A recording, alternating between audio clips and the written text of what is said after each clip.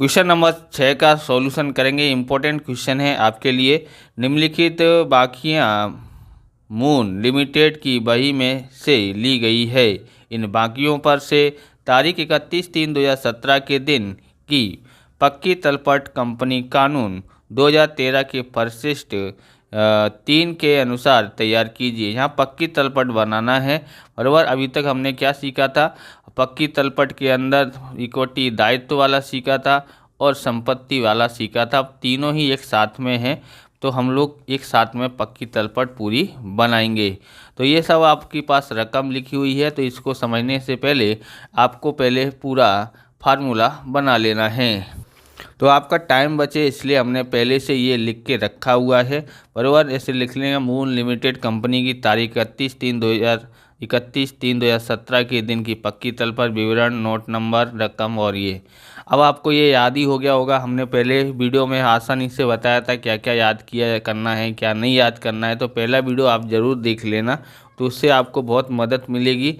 सबसे पहले है इक्विटी और दायित्व, यानी कि यहाँ पर पक्की तलपट के मुख्य दो शीर्षक हैं। पक्की तलपट की इक्विटी और दायित्व, दूसरी है संपत्तियाँ। इसके अंदर मुख्य शीर्षक हैं शेयर धारकों का फंड। इसके अंदर उप शीर्षक कौन कौन से आते हैं? तो शेयर पूंजी, अनामत और आधिक्य आते हैं। याद हो गया होगा, शेयर पूंजी और अनामत, आधिक्य। इसके अंदर आता है दूसरा में बिन चालू दायित्व। बिन चालू दायित्व में दीर्घकालीन उधारी रकम और अन्य दीर्घकालीन दायित्व। दीर्घकालीन उधारी रकम, अन्य दीर्घकालीन दायित्व और दीर्घकालीन प्रावधान। तीसरा है चालू दायित्व। चालू दायित्व में आपको लिखना है, बराबर, ये तीन तो है ही हैं, साथ में व्यापारी देना एक अलग है। ओके, तो जैसे अल्पकालीन उधारी रकम, यहाँ पर दीर्घकालीन, तो ये याद है तो आपको ये भी याद हो जाएगा। फिर ऐसे ही व्यापारी देना बी में लिखना है। सी में लिखना है अन्य चालू दायित्व। तो यहाँ पर अन्य चालू दीर्घकालीन दायित्व लिखा है, यहाँ पर चालू दायित्व है। बराबर, दायित्व की जगह पे आप जिम्मेदारी भी लिख सकते हैं। फिर है अल्पकालीन प्रावधान, यहाँ पर दीर्घकालीन प्रावधान या अल्पकालीन प्रावधान है। तो ये तो आपको याद हो गया होगा, याद करना ही पड़ेगा आपको। अब संपत्तियां हैं तो आपको दो अलग अलग पेज पे बना लेना है, क्योंकि आप दो अलग अलग साइडों से बनाते हैं तो भी चलेगा। हमने आगे पीछे बनाया हुआ है तो आप इस तरह से बना लेना। ओके, यहाँ पर संपत्तियों में पहला है यहाँ पर एक बिन चालू संपत्तियाँ मुख्य शीर्षक है। दूसरा है चालू संपत्तियाँ। ओके, बिन चालू में क्या क्या आता है? स्थायी संपत्तियाँ आता है। स्थायी संपत्ति में दृश्य और अदृश्य लिख लेना है। फिर आपको मालूम है बिन चालू विनियोग आते हैं। बिन चालू विनियोग के बाद दीर्घकालीन लोन और धिराण, यहाँ पर एक जगह खाली रखना है। बराबर, क्यों रखना है वो मैं अभी बताऊंगा आपको, क्योंकि सवाल हमने पहले हम लोग प्रैक्टिस करते हैं, क्योंकि हम गलती ना हो जाए इसके लिए हम पहले से प्रैक्टिस करके फिर आपके लिए वीडियो बनाने की कोशिश करते हैं। ओके, तो दीर्घकालीन लोन और धिराण। फिर आता है अन्य बिन चालू संपत्तियाँ। अन्य बिन चालू, यहाँ पर बिन चालू विनियोग आता है और दीर्घकालीन लोन धिराण आता है। अन्य बिन चालू संपत्ति आती है। यहाँ पर चालू विनियोग है। चालू विनियोग माल सामग्री, व्यापारी लेना, रोकड़ और रोकड़ समकक्ष, अल्पकालीन लोन और धिराण, अन्य चालू संपत्ति। ये आपको याद नहीं होता है तो इसके लिए आप ऐसे कर सकते हो चामा ब्याह। चामा ब्याह, रो लो अ, रो लो अ। ओके, यानी चा मा ब्या मतलब चालू विनियोग, माल यानी माल सामग्री, ब्या यानी व्यापारी, रोकड़ रोकड़ समकक्ष और लोन धिराण, लो मतलब लोन धिराण। ओके, और अन्य चालू संपत्ति, इससे भी याद कर सकते हो, जैसे अल्पकालीन लोन धिराण है या दीर्घकालीन लोन धिराण है। अन्य चालू संपत्तियां हैं तो यहाँ बिन चालू संपत्तियां हैं।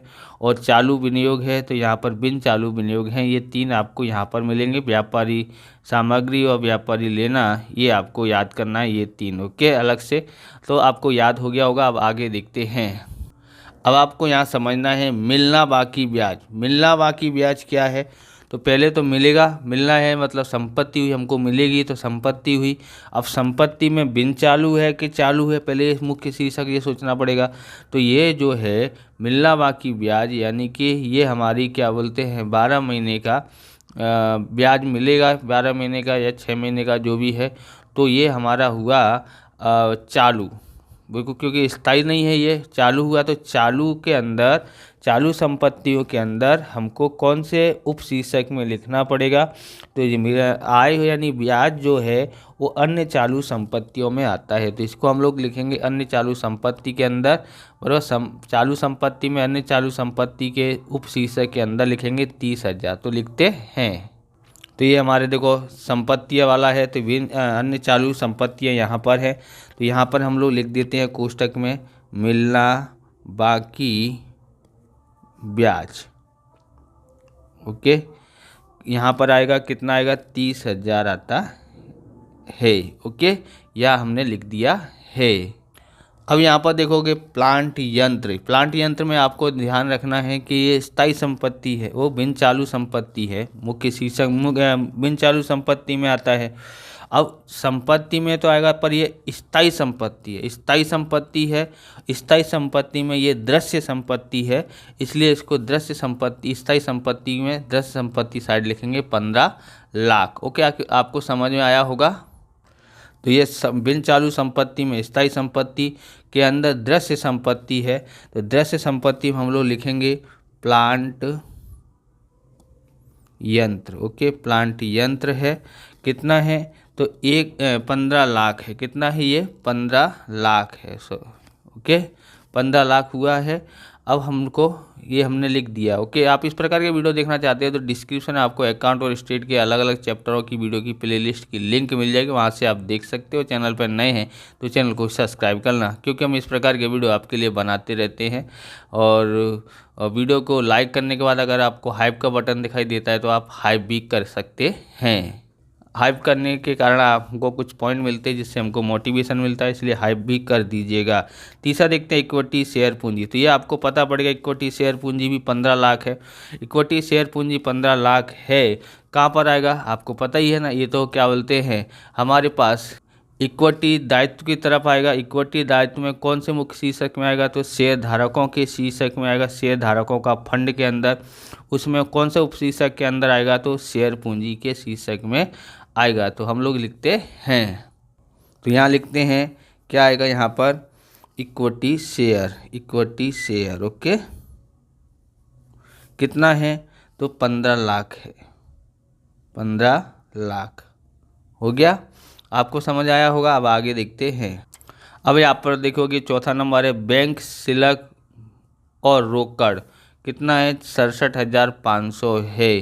तो बैंक शुल्क और रोकड़ कैसी संपत्ति, चालू के बिन चालू, तो ये तो है चालू संपत्ति है, बराबर। तो हमको चालू संपत्ति के मुख्य शीर्षक में लिखेंगे। और क्या लिखेंगे, तो आपको मालूम यहाँ पर बैंक शुल्क किससे संबंधित, रोकड़ लिखा है, तो रोकड़ समकक्ष के अंदर उपशीर्षक के नीचे आएगा। ओके, 67,500 तो लिखते हैं। तो यहाँ पर आता है रोकड़ और रोकड़ समकक्ष, तो क्या लिखेंगे बैंक शुल्क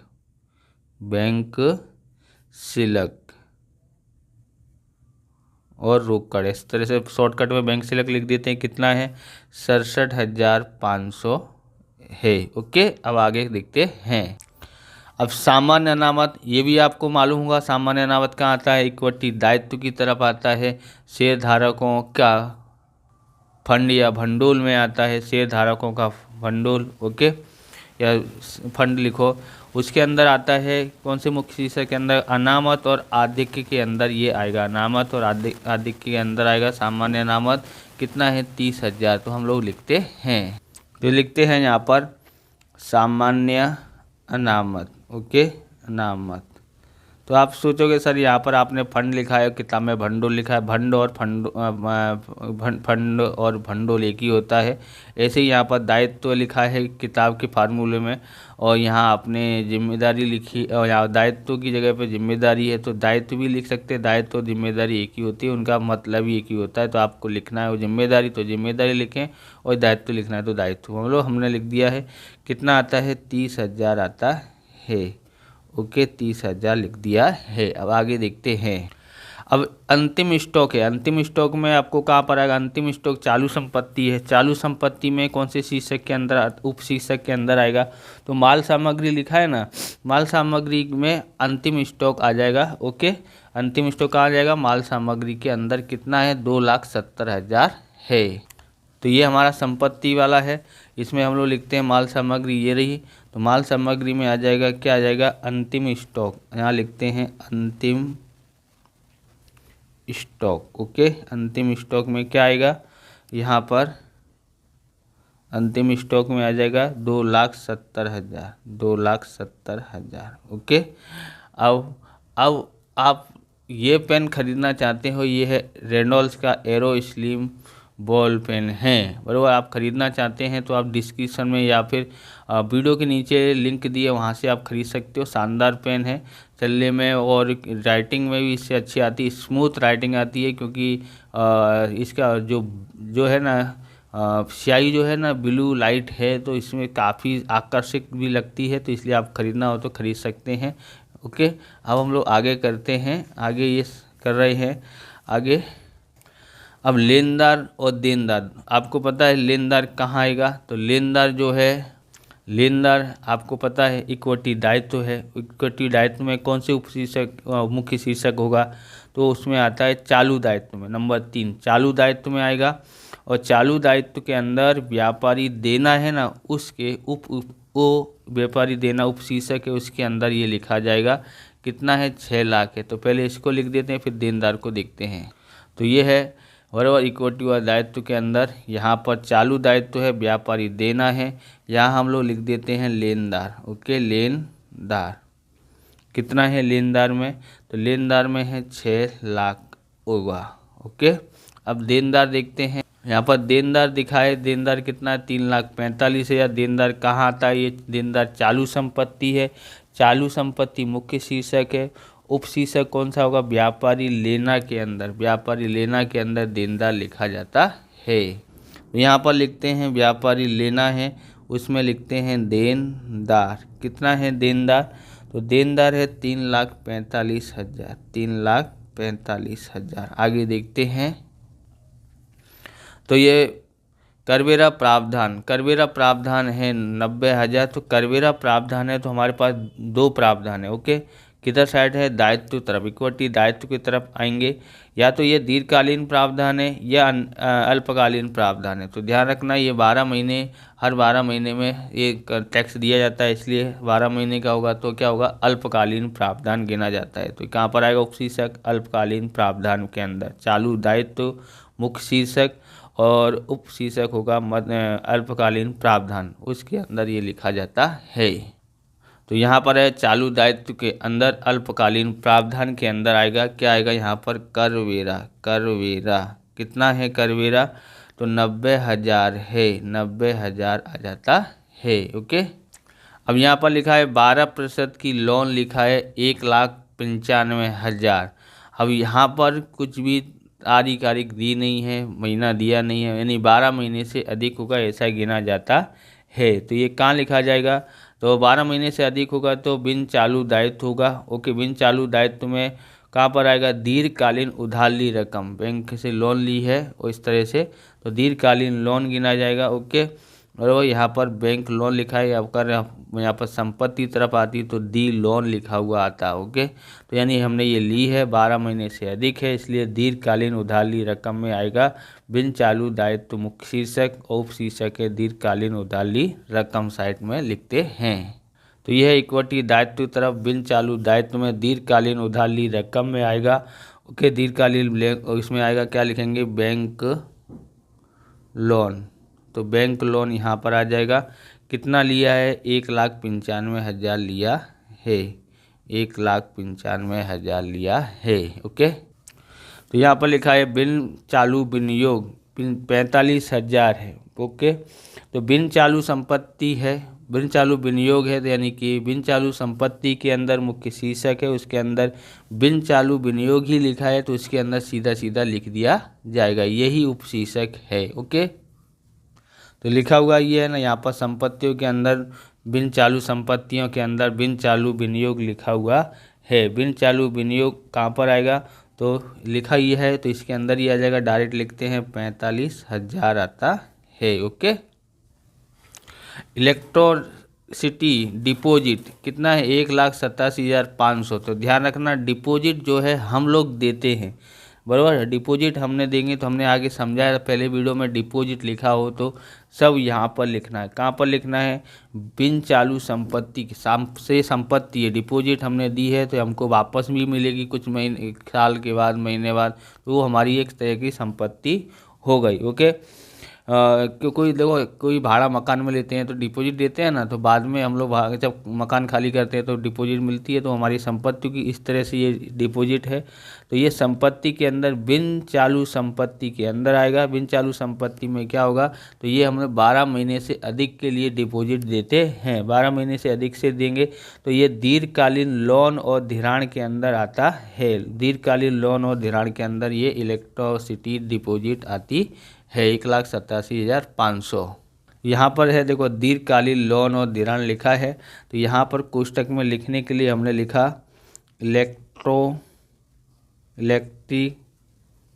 इलेक्ट्रिसिटी डिपॉजिट। ओके। कितना है? 1,87,000, 1,87,500। ओके। आगे देखते हैं। आगे है प्रोविडेंट फंड 30,000। प्रोविडेंट फंड कहाँ पर आता है? तो प्रोविडेंट फंड हम देते हैं, बराबर। तो प्रोविडेंट फंड हमारा जिम्मेदारी है या दायित्व है। दायित्व में कौन सा दायित्व होगा? तो बिन चालू के चालू दायित्व, तो ये चालू दायित्व होगा, बराबर। बिन चालू दायित्व होगा, क्योंकि चालू दायित्व में 12 महीने का होता है और प्रोविडेंट फंड तो हम लोग सालों साल जमा करते रहते हैं, इसलिए बिन चालू दायित्व के अंदर आएगा। और बिन चालू के अंदर आएगा, दीर्घकालीन प्रावधान में आता है। किस में आएगा? दीर्घकालीन प्रावधान में लिखेंगे 30,000 प्रोविडेंट फंड। तो यहाँ पर लिखेंगे दीर्घकालीन प्रावधान के अंदर क्या आता है? PF, provident fund. ओके। कितना है? यहाँ पर 30,000 है। अब हम लोग जोड़ना चालू स्टार्ट करते हैं यहाँ से। अब यहाँ पर देखोगे तो ये तो टोटल हो जाएगा, कितना है? 15,30,000। ओके, 15,30,000 हो गया। अब इधर ही जोड़ेंगे तो यहाँ पर इसको टोटल मार देते हैं। यहाँ पर ये अन्य दीर्घकालीन दायित्व तो नहीं आया, जिम्मेदारी नहीं आई है, तो इसको डैश कर देंगे। अब यहाँ पर जोड़ते हैं तो कितना होता है? यहाँ पर 3 जीरो लगा देते हैं, फिर है 0 और 5 5 हो जाता है, और 9 और 3 12, 12 की 2 हासिल 1, 1 और 1 2 हो जाता है, 2,25,000 आ जाता है। ओके। आगे देखते हैं। यहाँ पर अल्पकालीन उधारी रकम नहीं आई है, अन्य चालू दायित्व तो नहीं आए हैं, जोड़ते हैं तो 6 लाख और 6,90,000 कितना होता है? 6,90,000 हो जाता है, बराबर। यहाँ पर हम लोग लिखते हैं कुल योग। ओके। कुल योग में हम लोग यहाँ पर टोटल लगा देते हैं। सबसे पहले आपको यहाँ पर जोड़ना है 15,30,000, तो 15,30,000 प्लस 2,25,000 प्लस 6,90,000 कितना आता है? 24,45,000 आता है। अब संपत्ति तरफ हम लोग देख लेते हैं। तो संपत्ति तरफ आपको यहाँ पर दिखाई दे जाएगा, अदृश्य संपत्ति नहीं दी गई है और दीर्घकालीन लोन दिया हुआ है, हमने यहाँ पर लिख दिया है। कहाँ पर? यहाँ लिखा हुआ है। अन्य चालू जो दिया है वो अन्य चालू संपत्ति नहीं दी है। ओके। बाकी के 4 में से 3 रकम दी हुई हैं। ओके। ये नहीं दी है। ओके। और हम लोग यहाँ पर जोड़ते हैं, तो जोड़ते हैं, यहाँ लाइन खींच देते हैं। कितना है? पहले तो 15 लाख है, 15 लाख। ओके। फिर है 45,000, फिर है 1,87,500, 1,87,500 कितना होता है? 1,73,000, 1,73,000 सॉरी 17 लाख होता है, 17,32,500 होता है। कितना होता है? 17,32,500 होता है। इधर हम लोग देखते हैं, इधर क्या क्या आएगा, और 2,70,000 यहाँ पर अल्पकालीन लोन धिराण नहीं है। ओके। अब यहाँ पर इन सबको जोड़ते हैं तो 2,70,000 प्लस 3,45,000 प्लस 67,500 प्लस 30,000, बराबर। कितना आता है? 7,12,500, 7,12,500 500। यहाँ पर टोटल कर देते हैं, यहाँ लिखते हैं कुल योग। तो दोनों साइड का योग एक जैसा आना चाहिए। तो इसके अंदर हम लोग जोड़ते हैं ये 17,32,500, तो आ जाता है 24,45,000 आता है। ओके, इस प्रकार से ये वीडियो पूरा होता है। अगर आपको हमारा वीडियो अच्छा लगे तो लाइक करें, शेयर करें, कमेंट करें। चैनल पर नए हैं तो चैनल को सब्सक्राइब करें। मिलते हैं नेक्स्ट वीडियो में। जय हिंद, जय भारत, वंदे मातरम।